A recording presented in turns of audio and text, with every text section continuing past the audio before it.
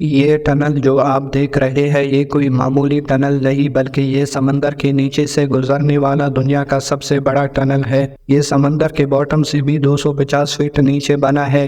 یہ 50 کلومیٹر لمبا وہ میگا پروجیکٹ ہے جسے دنیا کا 7واں بڑا عجوبہ مانا جاتا ہے۔ اس کی سب سے بڑی وجہ اس کی کنسٹرکشن ہے۔ 13,000 ورکرز کا ایک ساتھ انتہائی مشکل میں کام کرنا اور زمین کے ایسے حصے میں کام کرنا جس پر پورے سمندر کا وزن پڑ رہا ہو۔ ایک چھوٹی سی غلطی اس ٹنل کو پانی سے بھر کر سب کچھ تباہ کر سکتی ہے، وہ بھی صرف چند سیکنڈز میں۔ نیکسس نیٹ ورک میں ایک بار پھر سے خوش آمدید ناظرین۔ 13,000 سال پہلے آخری آئس ایج جب ختم ہو رہی تھی تو اس نے آج کے انگلینڈ اور یورپ کو ایک دوسرے سے الگ کر دیا تھا۔ ان کی سپریشن کی وجہ بنے سمندر کا یہ حصہ جس کو آج انگلش چینل کہا جاتا ہے۔ ویسے تو یہ چینل کافی پھیلا ہوا ہے لیکن اس پوائنٹ پہ آ کر یہ کافی قریب ہو جاتا ہے اور یہیں پر انگلینڈ اور فرانس ایک دوسرے سے 33 کلومیٹرز ہی دور ہوتے ہیں۔ ہسٹری میں کئی بار اس دوری کو ختم کرنے کی کوشش کی جا چکی ہے لیکن یہ ایکسپیریمنٹس کیے جانے کے بعد بند کر دیے گئے تھے کیونکہ شاید تب ٹیکنالوجی بہت لیمیٹڈ ہوا کرتی تھی۔ لیکن 20ویں صدی کے آخر میں جب ٹیکنالوجی اپنی عروج پر تھی اب ایک مرتبہ پھر سے انگلینڈ اور فرانس کو آپس میں زمینی کنیکشن سے جوڑنے کے بارے میں سوچا گیا۔ یہ 1980 کا دور تھا جب بڑی سے بڑی مشینری بنانا بھی پاسبل تھا۔ مشین کے علاوہ ایک اور چیلنج بھی تھا اور وہ تھا انگلینڈ کو منانا۔ جی ہاں، انگلش چینل کے ٹھنڈے پانی نے ہمیشہ انگلینڈ کے دشمنوں پر بھاری ہاتھ دیا ہے۔ نیپولین سے لے کر ہٹلر تک انگلینڈ کے کئی دشمنوں نے اس پر قبضہ کرنے کا پلان بنایا لیکن وہ انگلش چینل کی سخت کنڈیشنز ہی تھی جس نے انگلینڈ کا پلڑا ہمیشہ بھاری رکھا۔ اس دور میں ہٹلر نے تو فرانس کے کیلی نامی گاؤں میں سے ایک انڈر واٹر ٹنل کھودنے کا سیکرٹ پروجیکٹ بھی لانچ کیا تھا تاکہ انگلینڈ پر قابو پایا جا سکے لیکن یہ پروجیکٹ کبھی شروع ہی نہیں ہو سکا۔ خیر، ہٹلر کے مرنے اور ورلڈ وار 2 کے بعد یورپ میں بہت تبدیلی آنا شروع ہو گئی۔ بزنسز بوم کرنے لگے اور ہر طرف خوشحالی ہی خوشحالی تھی۔ فرانس اور انگلینڈ جو کوئی دشمن تھے انہوں نے انگلش چینل کے ذریعے ٹریڈ کرنا شروع کر دیا۔ وقت گزرتا گیا اور 1986 میں ان دونوں دیشوں نے ڈیسائیڈ کیا کہ اب اس رکاوٹ کو ہٹا کر انگلینڈ کو یورپ کے ساتھ کنیکٹ کر دیا جائے۔ انگلینڈ میں ایسے ڈیسیژن پر کافی پروٹیسٹ ہوئے کیونکہ کئی لوگوں کو انگلینڈ کی اس آئی لینڈ سلطنت پر بہت فخر تھا۔ کئی مہینوں کی لمبی ٹاسک کے بعد دونوں دیشوں نے فائنلی ایک انڈر سی ٹنل بنانے کا ایگریمنٹ کر لیا تو اس کو چینل ٹنل کا نام دیا گیا جس کو اکثر لوگ یورو ٹنل کہتے ہیں۔ ایگریمنٹ میں یہ طے پایا گیا کہ انگلینڈ اور فرانس کی ٹیمز اپنی اپنی سائڈ سے ٹنل کھودیں گے اور دونوں ٹنل سینٹر پوائنٹ آ کر کنیکٹ ہوں گے۔ یہ جب شروع ہونے سے پہلے ایک ہی بہت بڑا فیلئر لگ رہا تھا۔ سمندر کے نیچے قریب 38 کلومیٹر لمبا ٹنل بنانا یہ کوئی ایسا ٹاسک نہیں تھا جس کو کوئی ایک انجینئر فرم بنانے کی ہمت کر دے۔ آخر یہ طے پایا گیا کہ 10 انجینئر فرمز اس پروجیکٹ کو ایک دوسرے کے ساتھ کولیبریٹ کر کے کنسٹرکٹ کریں گے۔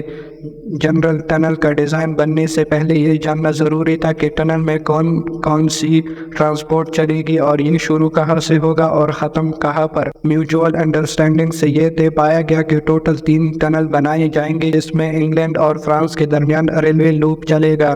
اس کا ایک ٹرمینل فرانس کے شہر گلے جبکہ انگلینڈ میں فوکس ٹون پر دوسرا ٹرمینل ہوگا۔ ٹنل کی ٹوٹل لمبائی 56 کلومیٹر ہوگی جس میں سے سمندر کے نیچے والا پارٹ 38 کلومیٹر لمبا ہوگا۔ 1986 میں جا کر فائنلی چینل ٹنل کی کنسٹرکشن سٹارٹ کر دی گئی۔ سب سے بڑا مسئلہ جو انجینئرنگ ٹیم کو فیس کرنا تھا وہ تھا بورنگ مشین کا۔ TVMP کہا جاتا ہے، اسی وجہ سے ایک خاص قسم کا ڈائیمیٹر TVM بھی اویلیبل نہیں تھا۔ پہلے اس TVM مشین کو اسکریچ سے بنانا پڑے گا۔ ہزاروں میل دور سے اٹل واشنگٹن میں ایک خاص ٹنلنگ مشین کو بنانے کا کام روبنز کمپنی کے سپورٹ کیا گیا جو بورنگ مشین بنانے کے ایکسپرٹس ہیں۔ کمپلیٹ ہونے کے بعد یہ دیو کامت مشین 800 فٹ لمبی اور 1500 ٹن وزنی ہوگی۔ اس کا ڈائیمیٹر 50 فٹ ہوگا جس کے آگے ٹنگسٹن کاربائڈ کے کئی 133 دار بلیڈز لگے ہوں گے۔ اس میں لگی ہائیڈرولک لیگز اس کو آگے کی طرف دھکیلیں گی۔ اور ٹوٹے ہوئے ملبہ باہر نکالنے کے لیے مشین میں ایک کنویئر بیلٹ لگا ہوا ہوگا جو ملبے کو سروس ٹرین تک لے کر جائے گا اور پھر یہ ٹرین ملبے کو ٹنل سے باہر جائے گی۔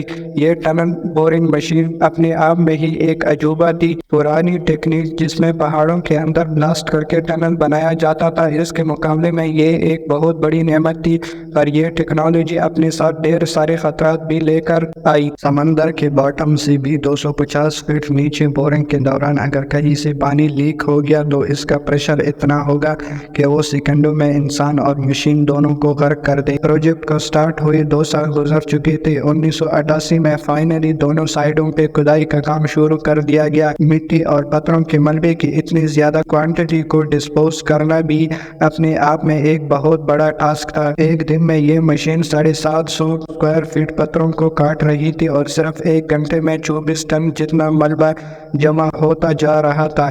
انگلینڈ والی سائٹ پر اس ملبے کو فوکسٹون اور ڈور کے بیچ میں شیکسپیئر گلف کے نیچے ڈھانچے ڈال کر سیم فائر نامی یہ کنٹری پارک بنایا گیا تھا، اور اسی وجہ سے ہی یہ کوسٹل لائن سے تھوڑا باہر نکلا ہوا ہے۔ ایک طرف اتنا زیادہ ملبہ ٹنل سے باہر نکالا جا رہا تھا، دوسری طرف اندر لے کر جانے والا سامان بھی کافی زیادہ تھا۔ جیسے ٹی وی ایم بور کرتا جا رہا تھا، اسی سپیڈ سے لوز روک اور چوک کی لیئر سیل کرنا بھی بہت ضروری تھا، کیونکہ اگر اوپر سمندر کے پانی کا ٹنل راستہ بنا لیا تو پھر اس کو روکنا ناممکن ہوگا۔ اس لیے ٹنل کے سائز جتنے گول کنکریٹ سلیبس فٹ کیے جا رہے تھے، یہ کنکریٹ نیوکلیئر پلانٹس میں لگنے والے کنکریٹ سے بھی زیادہ مضبوط ہے۔ 13,000 سالوں میں پہلی بار دونوں کنٹریز کے درمیان دوبارہ سے لینڈ کنیکشن بننے جا رہا تھا۔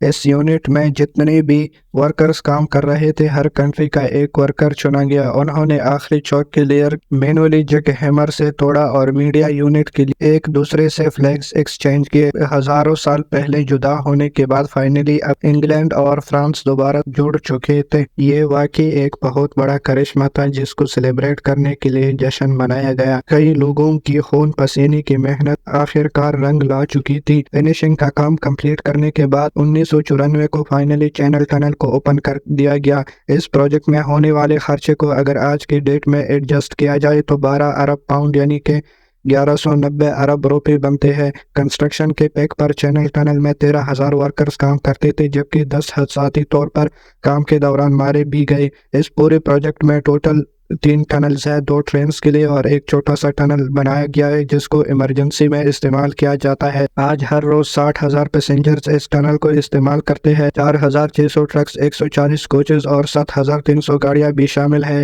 جن کو کارگو ٹرین میں پار کر ٹنل کراس کروایا جاتا ہے۔ امید ہے کہ نیکسس نیٹ ورک کی اس ویڈیو کو آپ لوگ بھرپور لائک اور شیئر کریں گے۔ آپ کا بہت شکریہ۔